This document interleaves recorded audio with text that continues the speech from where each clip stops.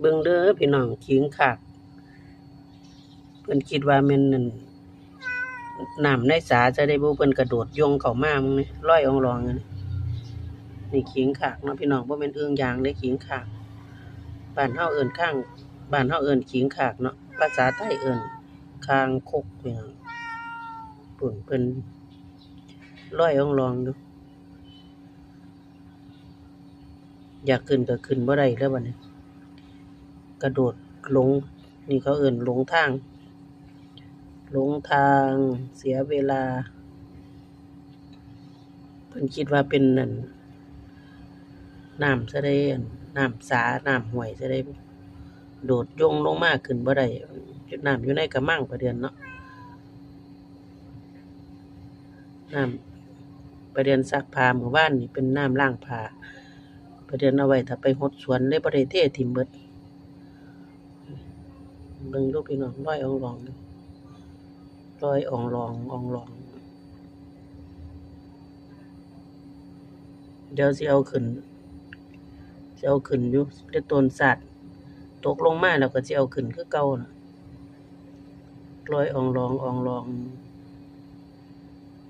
ลอยไปจมลงละหายใจนั่นเพิ่นดิดดองแดงดองแดงดองแดงดองแดงดองแล้วเพิ่นมุดน้ำพี่น้องมุดน้ำก็เป็นเห็นคนมุดน้ำนี้มุดน้ำขิงขากมุดน้ำก็เป็นพี่น้อง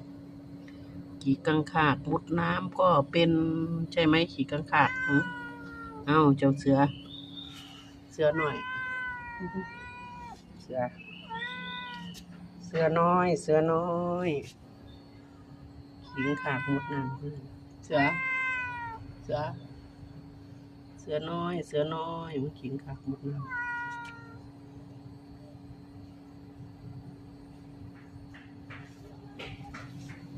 จมน้ำบ่ขึ้นมาแล้วบัดนี้เพิ่นเด้อเพิ่นสิอึดหลายปานใดพี่น้อง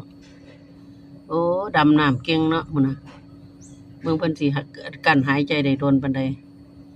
อยู่ในน้ำพุ่นน่ะปานนิทานเขาเว้าล่ะกบน้อย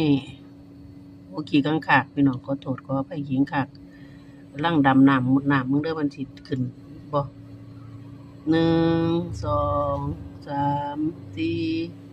5พี่น้องว่าสิขึ้นง่ายบ่นี่ยังบ่ทันได้ขึ้นเลยพี่น้องคืออยู่โดนแต่พุ่นนี่